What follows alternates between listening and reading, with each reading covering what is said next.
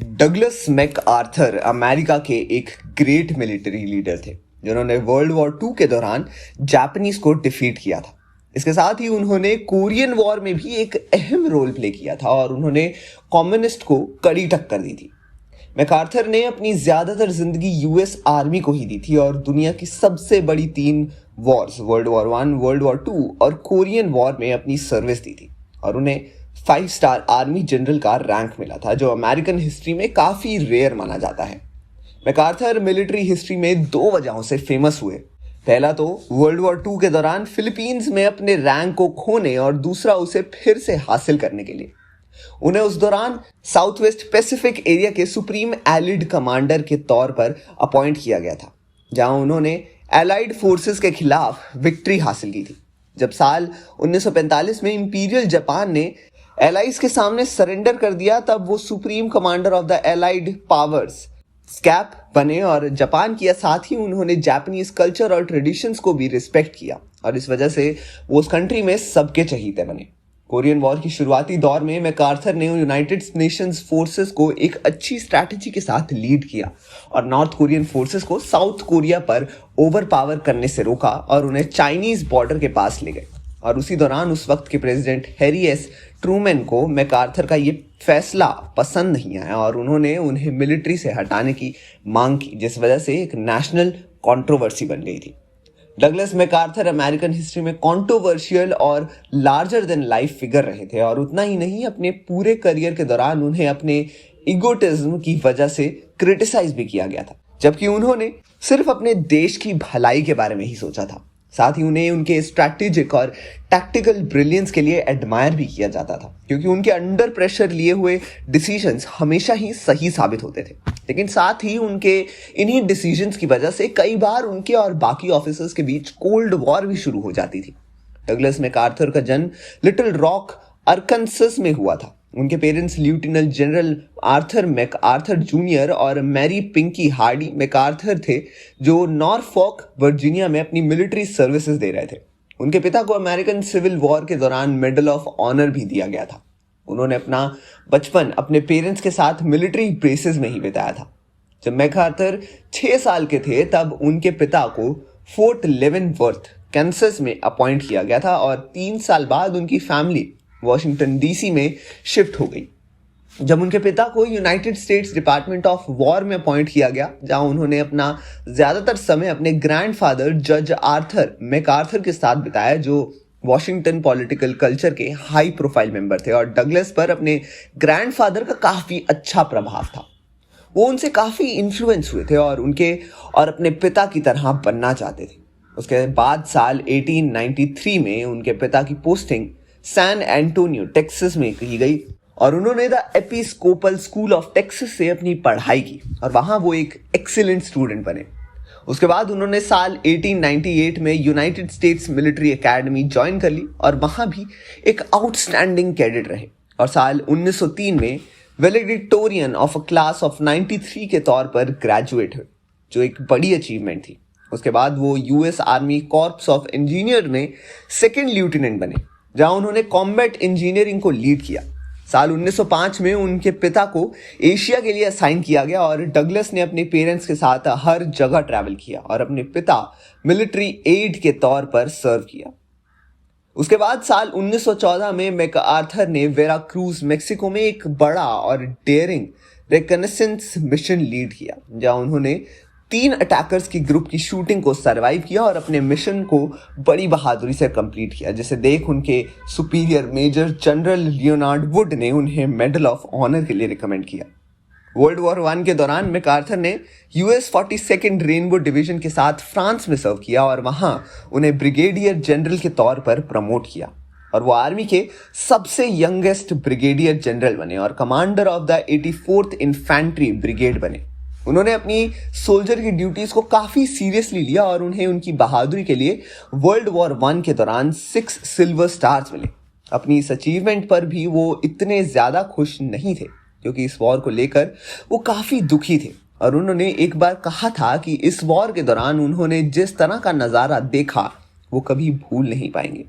जिस तरह से लोग अपने परिवार को बचाने के लिए यहां से वहां भाग रहे थे और उस वक्त वो उनकी मदद भी नहीं कर पा रहे थे और ना ही कुछ और, उस सब देख वो काफी निराश थे। लेकिन इसके बावजूद भी अपनी कंट्री के लिए बहादुरी से लड़ रहे थे।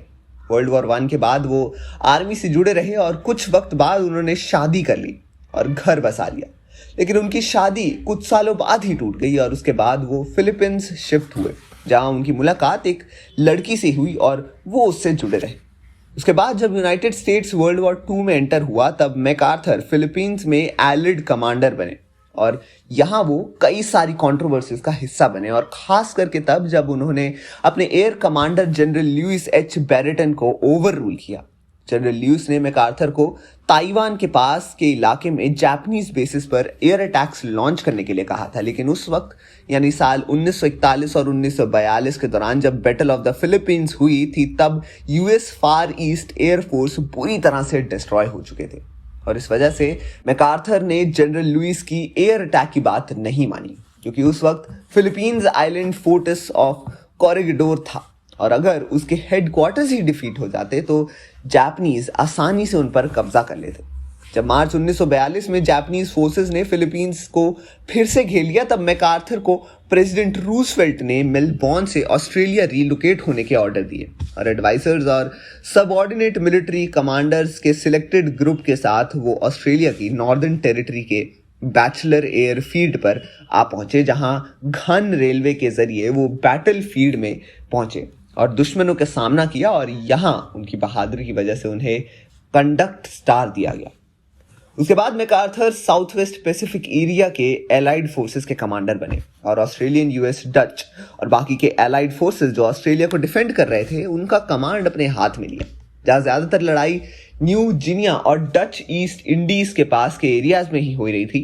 जुलाई 20, 1942 के दिन SWPA हेडक्वार्टर्स को मैकार्थर ने ऑस्ट्रेलिया की ब्रिस्बेन की सेंट्रल बिल्डिंग में ट्रांसफर किया, जहां वो 1942 से लेकर 1944 तक रहे। मैकार्थर के कमांड के नीचे ऑस्ट्रेलियन और अमेरिकन फोर्सेस को जापानीज रेसिस्टेंस के खिलाफ 1943 और 1944 में सफलता मिल ही गई। जब वो ऑस्ट्रेलियन फोर्सेस को हैंडल कर रहे थे तब उस दौरान उन्हें काफी सारे क्रिटिसिज्म का सामना करना पड़ा था। साल 1942 के दौरान जब मैकार्थर ने यूएस फोर्सेस से ज्यादा ऑस्ट्रेलियन फोर्सेस के कंट्रोल किया था तब ऑस्ट्रेलियन विक्ट्रीज और एलाइड विक्ट्रीज के नाम से जाना गया, जबकि अमेरिका की विक्ट्री को अमेरिकन विक्ट्रीज के नाम से जाना गया। जिसके बाद अक्टूबर 20, 1944 के दिन बैटल ऑफ लेट के दौरान मैकार्थर ने फिलीपींस में फिर से अमेरिकन फोर्सेस को अपने कंट्रोल में ले लिया और हेवी फाइटिंग के बाद फिर से फिलीपींस पर अपनी पकड़ मजबूत कर ली। उसके बाद सितंबर 1945 में मैकार्थर को यूएसएस मिसूरी में फॉर्मल जापानीज सरेंडर की नोटिस मिली, जिसने वर्ल्ड वॉर 2 को खत्म कर दिया और उसी दौरान उन्होंने जनरल ऑर्डर नंबर 1 इशू किया, जिसमें उन्होंने कौन से जापानीज ट्रूप्स किस इलाके में जाएंगे इस बात को मेंशन किया। वर्ल्ड वॉर 2 के बाद उन्हें साउथ वेस्ट पैसिफिक थिएटर में अपनी लीडरशिप और बहादुरी के लिए मेडल ऑफ ऑनर दिया गया और उसके साथ ही उन्हें मेडल ऑफ वेलर भी दिया गया, जो फिलीपींस का हाईएस्ट मिलिट्री अवार्ड है। वर्ल्ड वॉर 2 के बाद जनरल मैकार्थर ने एलाइड फोर्सेस स्कैप के सुप्रीम कमांडर के तौर पर सर्व किया। एक मिलिट्री गवर्नमेंट के तौर पर उनकी रिस्पॉन्सिबिलिटी ये थी कि उन्हें रिकंस्ट्रक्शन ऑफ जापान पर काम करना था और इस दौरान वो जापान के न्यू एम्परर थे और जॉइंट चीफ्स ऑफ स्टाफ के हिसाब से उन्हें जापान में पीसफुल और डेमोक्रेटिक माहौल पैदा करना था, क्योंकि वॉर के बाद उसकी हालत काफी बुरी थी और उन्होंने अपनी ड्यूटी अच्छी तरह से निभाई और काम किया। और जुलाई 1945 में एलाइड पोर्ट स्टैम प्रोक्लेमेशन ने freedom of speech, religion and thought और फंडामेंटल ह्यूमन राइट्स को जारी किया और इस तरह उन्होंने जापान को फिर से बिल्ड करने में एक अहम भूमिका निभाई और इसी वजह से उन्हें अमेरिकन हिस्ट्री के साथ साथ जापानीज हिस्ट्री में भी याद किया जाता है। जून 25, 1950 के दिन नॉर्थ कोरियन आर्मी के साउथ कोरिया पर सरप्राइज अटैक के बाद कोरियन वॉर की शुरुआत हुई, जिसमें यूनाइटेड नेशंस जनरल असेंबली ने साउथ कोरिया की मदद करने के लिए यूनाइटेड नेशंस यूएन फोर्स को वहां भेजा, जिसे लीड कर रहे थे मैकार्थर, जिन्होंने नॉर्थ कोरियन आर्मी पर काउंटर ऑफेंसिव अटैक किया और उन्हें नॉर्थ कोरिया चाइना बॉर्डर की तरफ भेज दिया। इस पर चाइना का कहना था कि अगर उनकी बॉर्डर पर वो आए तो वो यूएस के खिलाफ वॉर शुरू कर देगी, लेकिन इसके बावजूद भी मैकार्थर अपने फैसले पर बने रहे और उन्होंने नॉर्थ कोरियन आर्मी को वहीं पर भेजा। उनकी स्ट्रैटेजी पर अमेरिकन प्रेसिडेंट बिल्कुल सहमत नहीं थे और उन्होंने उन्हें वहां से हट जाने को कहा, क्योंकि अगर चाइना उनके खिलाफ हो जाता तो उनका एक बहुत बड़ा एलाई टूट जाता।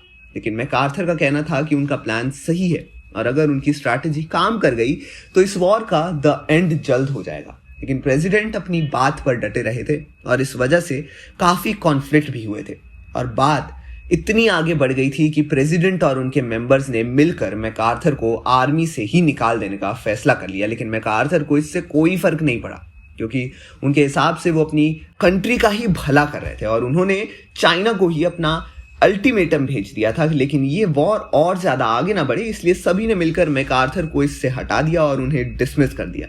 और कुछ वक्त बाद कोरियन वॉर खत्म हो गई और वॉर के दौरान जिन साउथ कोरियन लोगों ने मैकार्थर के काम और उनकी भावना को देखा था, उन्हें जब उनके डिसमिसल के बारे में पता चला तब उन्हें काफी दुख हुआ। उसके बाद थोड़े वक्त के बाद उन्हें फिर से आर्मी ज्वाइन कर लिया और अपना पूरा वक्त मिलिट्री को दिया। लेकिन उनकी तबीयत ने उनका साथ नहीं दिया और अप्रैल 1964 में उनकी डेथ हो गई और उन्हें पूरे मिलिट्री ऑनर के साथ विदा किया गया। और उनकी परेड में काफी सारे अमेरिकन उन्हें श्रद्धांजलि देने गए थे और आज भी उन्हें उसकी बहादुरी के लिए याद किया जाता है और वो काफी सारे सोल्जर्स की इंस्पिरेशन है। इसी तरह के एक जाबाज और अपने देश को सबसे आगे रखने वाले सैनिक की कहानी से इंस्पायर्ड होने वाली है टाइगर की अपकमिंग फिल्म रैम्बो की स्टोरी। तो आपके क्या विचार हैं, हमें कमेंट सेक्शन में अपनी राय जरूर बताएं और देखते रहिए हमारा चैनल बॉलीग्राड स्टूडियोज।